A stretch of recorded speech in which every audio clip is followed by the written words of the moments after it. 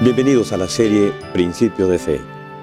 En esta oportunidad trataremos la doctrina del matrimonio.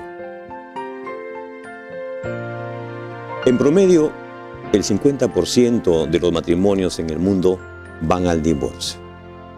¿Qué está pasando? ¿Ya no encaja el matrimonio en la sociedad moderna? ¿No es compatible con los intereses del hombre moderno? ¿Es un compromiso impuesto y formal? ¿Es un estorbo? ¿Será mejor sepultar el matrimonio? Un momento. ¿Conoce el hombre el origen del matrimonio? ¿Conoce a su autor? ¿Por qué prevalece el matrimonio en las legislaciones de las naciones del mundo?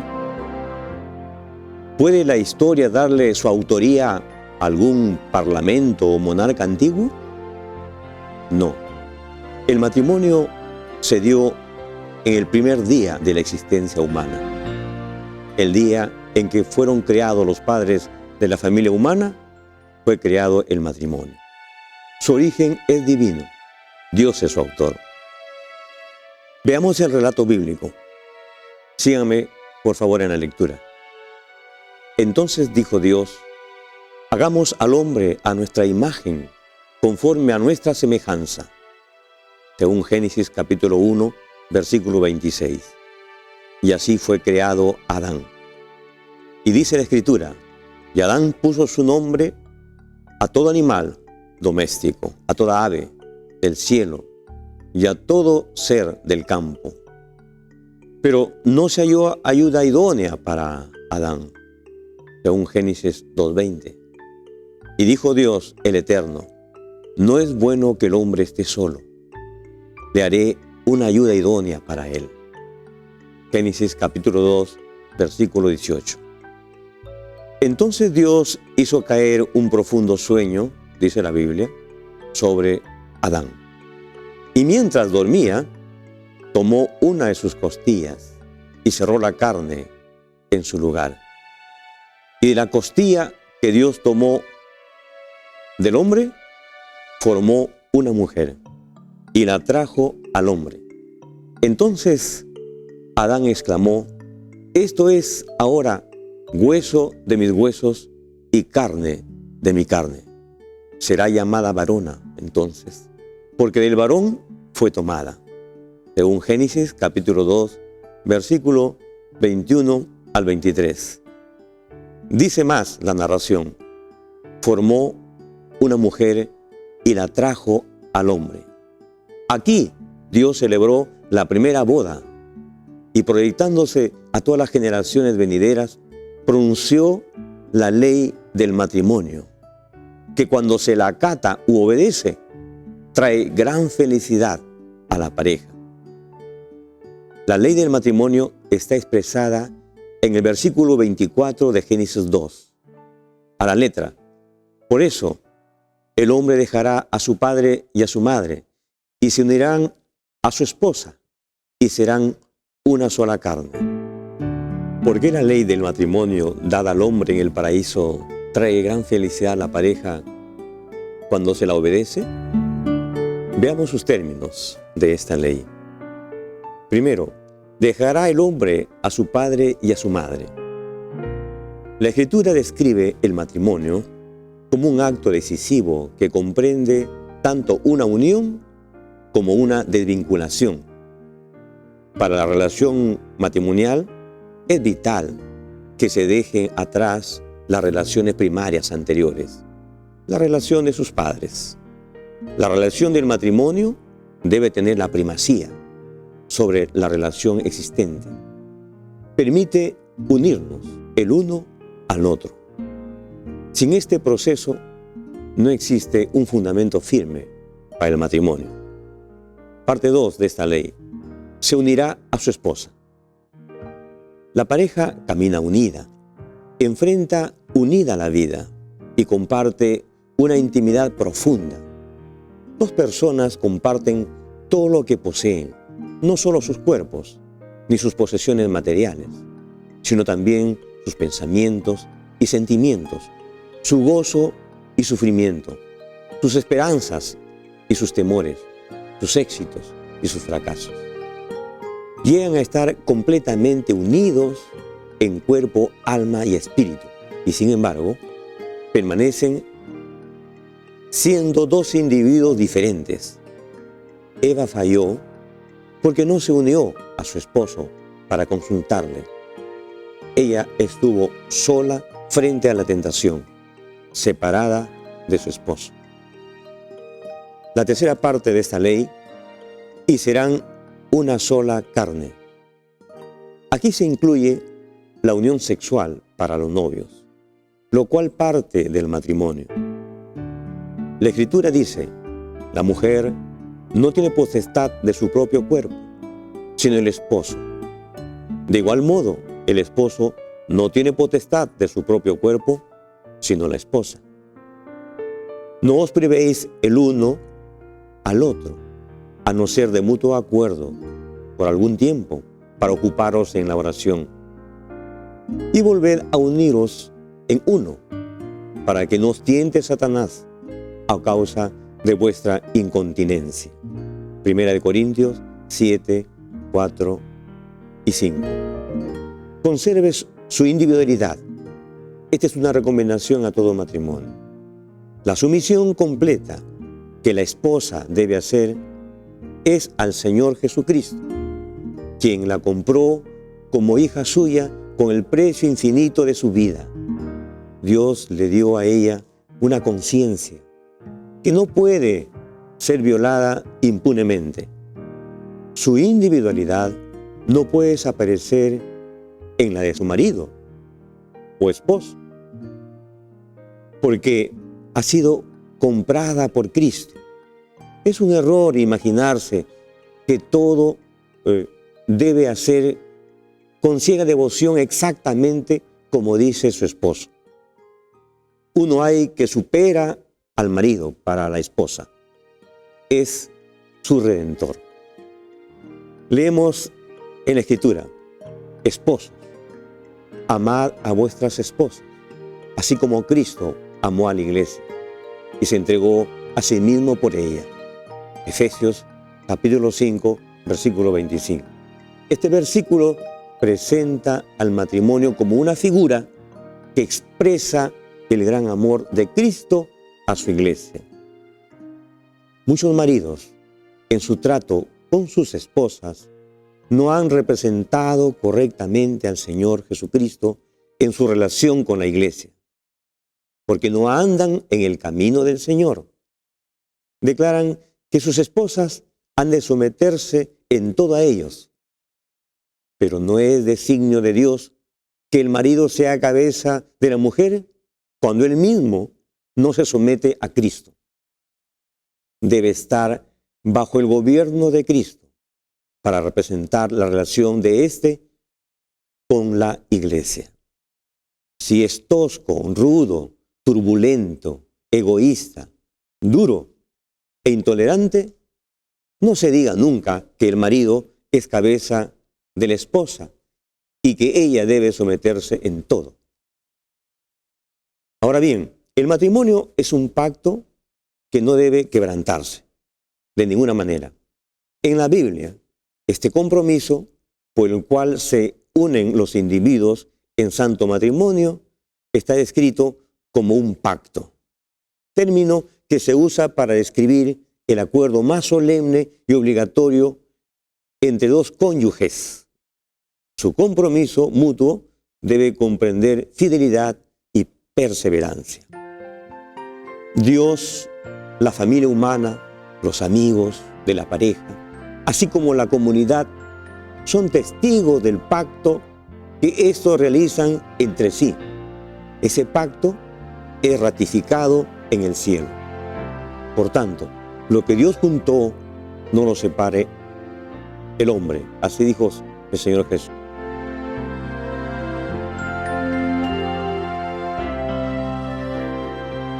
La pareja cristiana comprende que al contraer matrimonio han pactado ser fieles el uno al otro por el resto de sus vidas. un consejo prematrimonial. No os unáis en yugo desigual. Pablo expresa: ¿andarán dos juntos si no estuvieran de acuerdo? También es apropiado hacer esta pregunta en el caso de los que se proponen llegar a ser una sola carne. Dios instruyó a los israelitas en cuanto a que no debían contraer matrimonio con individuos de las naciones vecinas, porque desviará a tu hijo de en pos de mí, y servirán a dioses ajenos. Deuteronomio capítulo 7, versículo 4. El apóstol Pablo reiteró este principio en amplios términos, diciendo: no os unáis en yugo desigual con los incrédulos, porque ¿qué compañerismo tiene la justicia con la injusticia? ¿Y qué comunión la luz con las tinieblas? ¿Y qué concordia Cristo con Belial? ¿O qué parte el creyente con el incrédulo? Segunda de Corintios, capítulo 6, versículos 14 y 15. Es claro que las Escrituras enseñan que los creyentes deben casarse únicamente con otros creyentes. La verdadera unidad se dará en el matrimonio, en la participación similar, en creencias y prácticas. La diferencia de fe conduce a diferencias en el estilo de vida, lo cual puede ocasionar profundas tensiones, lamentos, desprecios, ruptura del matrimonio y dolorosas separaciones. ¿Qué tenemos en la Biblia sobre el divorcio? Sin ninguna duda, estamos asistiendo a los días de Noé, cuando los hombres se casaban y se daban otra vez en matrimonio. El divorcio en la actualidad es un acto común. Socialmente hablando, se ha perdido la orientación bíblica. Los divorcios van aumentando cada vez más y más. Naturalmente, con su secuela de desintegración matrimonial y tragedia familiar. Sin embargo, el divorcio no es en conformidad con la voluntad de Dios. Leamos en la Biblia: así, ya no son dos, sino una sola carne. Por tanto, lo que Dios unió, no lo separe el hombre. Le dijeron a Jesús: entonces, ¿por qué Moisés mandó dar carta de divorcio y despedirla? Respondió él: por la dureza de vuestro corazón. Moisés os permitió divorciaros de vuestras esposas, pero al principio no fue así. Mateo capítulo 19, versículos 6 al 8. Y luego también dice: pero a los que están unidos en matrimonio mando, no yo, sino el Señor, que la mujer no se aparte de su esposo, y si se aparta, que se quede sin casar, o reconcíliese con su esposo, y que el marido no abandone a su esposa. Primera de Corintios, capítulo 7, versículos 10 y 11. La Biblia habla de la posibilidad de separación por causa de persecución o injusta servidumbre. Pero si el incrédulo se aparta, dice la Biblia, que se aparte.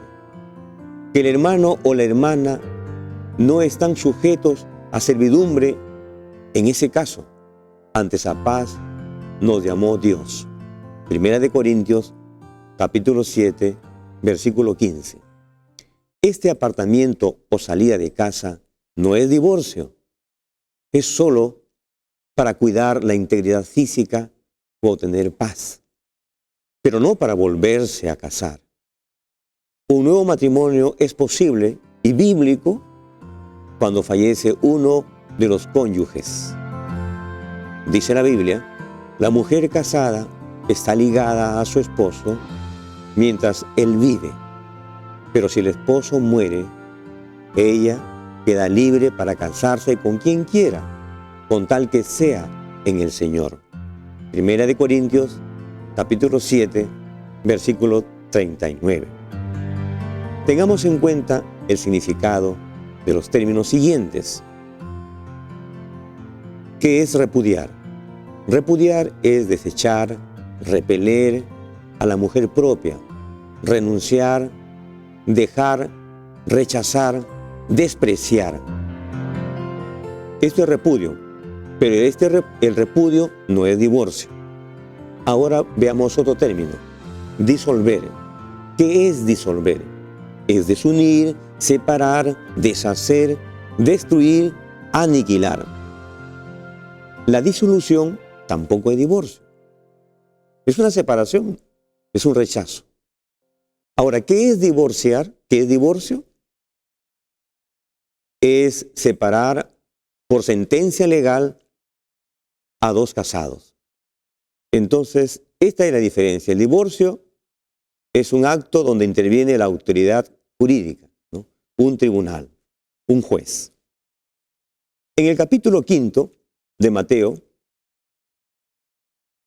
el Sermón del Monte, Cristo engrandece la ley y la magnifica.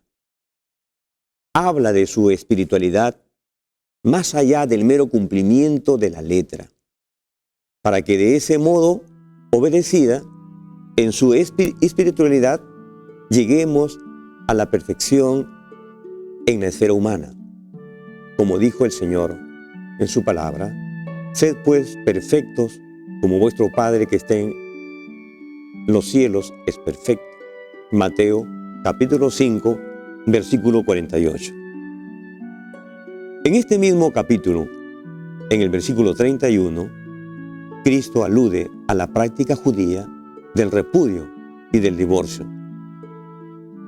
También fue dicho, dijo Jesús, cualquiera que repudia a su esposa, dele carta de divorcio. Pero en el versículo siguiente, en el 32, Cristo solo da permiso para el repudio y por un único motivo, la infidelidad sexual. Jesús dijo, pero yo os digo, el que repudia a su esposa, a no ser por fornicación, la expone a cometer adulterio. Y el que se casa con la repudiada, comete adulterio. Aquí Jesús no da permiso para el divorcio, no lo aprueba, diríamos que lo ignoró. Por ello es que los fariseos, en otro momento, insistieron en el tema. Le preguntaron acerca de la legalidad del divorcio. Cristo respondió, así ya no son dos, sino una sola carne. Por tanto, lo que Dios unió, no lo separe el hombre. Mateo capítulo 19, versículo 6. Inmediatamente le dicen, entonces, ¿por qué Moisés mandó dar carta de divorcio y despedirla? Jesús le respondió, por la dureza de vuestro corazón. Moisés os permitió divorciaros de vuestras esposas, pero al principio no fue así. Mateo capítulo 19, versículos 7 y 8. Con esta respuesta, Jesús no aprobó la permisión de Moisés de dar repudio con carta de divorcio y naturalmente reconfirma el matrimonio edénico sin posibilidad de divorcio, diciendo, al principio no fue así. Luego, el Señor no puede contradecirse en el versículo siguiente, esto es, no puede aprobar el divorcio. En esta parte, en el versículo 9, Jesús vuelve a aprobar el repudio o separación por única causa, la infidelidad conyugal. Luego, el repudiante debe quedar solo, sin casarse, porque si se casara con otra, adultera, como está en el texto, de la siguiente manera, por eso os digo, el que repudia a su esposa, a no ser por causa de fornicación, y se casa con otra, comete adulterio, y el que se casa con la repudiada, adultera. Mateo capítulo 19, 9. Jesús restauró la pureza del sagrado vínculo del matrimonio, su solemnidad y responsabilidad. Lo enseñó como fue dado al principio en la creación, sin espacio para el divorcio. Por eso, los discípulos, comprendiendo perfectamente la enseñanza de Jesús, dijeron: si así es la condición del hombre con su esposa, no conviene casarse. Mateo capítulo 19, versículo 10. Como iglesia cristiana, tenemos que enseñar la doctrina del matrimonio como está en su palabra. Como nuestro Salvador lo ha enseñado. Posiblemente para muchos puede parecer duro o absurdo. O podrán decir, como los discípulos: si es así, no conviene casarse. Pero no deben preocuparse más. Hay perdón para los que están en tinieblas, o han estado en tinieblas, o simplemente alejados de la luz bíblica. Cristo los ama en gran manera y desea perdonarlos, bendecirlos, restaurarlos y abrirles las mismas puertas del cielo. Como iglesia remanente, nos corresponde restaurar el sagrado matrimonio, que está salvaguardado en el 7º mandamiento de la ley de Dios: no cometerás adulterio. Sería asombrosamente irresponsable y condenable que como iglesia demos esperanza de salvación a miembros que estén en adulterio por divorcio y nuevo casamiento en la misma congregación. Esto está contrariamente a la palabra de Dios. ¿No sabéis que los injustos no heredarán el reino de Dios? No erréis, que ni los fornicarios, ni los idólatras, ni los adúlteros heredarán el reino de Dios. 1 Corintios 6, 9 y 10. Como hijos de Dios, nos incumbe la restauración del matrimonio, porque constituye una de las instituciones dadas en la creación, pero deteriorada o casi olvidada por la humanidad, antes de la segunda venida de Cristo. Dice la palabra: Elías vendrá primero y restituirá todas las cosas. Según Mateo 17:11. Nuestro rumbo es el paraíso de Dios. Ánimo en el Señor y en su palabra. Acompáñeme en la oración. Amoroso Padre que estás en los altos cielos, gracias, oh Señor, por tu luz, por la verdad que se manifiesta por tu Santo Espíritu en esta última hora de la historia de este mundo, a la humanidad, al hombre que lo necesita, para poder afirmar los matrimonios, los hogares, las familias. Gracias por tu palabra. Permítenos, Señor, colaborar en la restauración de esta gran institución, base de la sociedad y del porvenir de la humanidad, y también base de tu iglesia y de la proclamación de tu evangelio. Te agradecemos, oh Señor, por este don y por esta oportunidad de comunicación. Lo agradecemos en nombre de Cristo Jesús. Amén. Todo es bello en el hogar cuando hay amor. Nada allí podrá dañar cuando hay amor. Paz y gozo se hallarán, fuerza se restaurará. El Señor será el guardián cuando hay amor. Con amor, todo es bello en derredor cuando hay amor. Mi Jesús, te ruego hoy más de ese amor. que tuyo siempre soy, dame ese amor. Los que tienes en tu grey siempre andan en tu ley y te honran como rey por tu gran amor.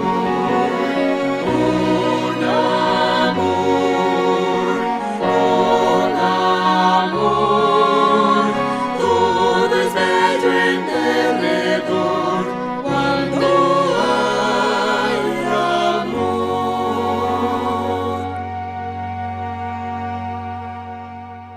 Agradecemos por continuar con nosotros en esta serie de los principios de fe. El próximo tema abordará sobre la temperancia cristiana. Le esperamos y que Dios les bendiga.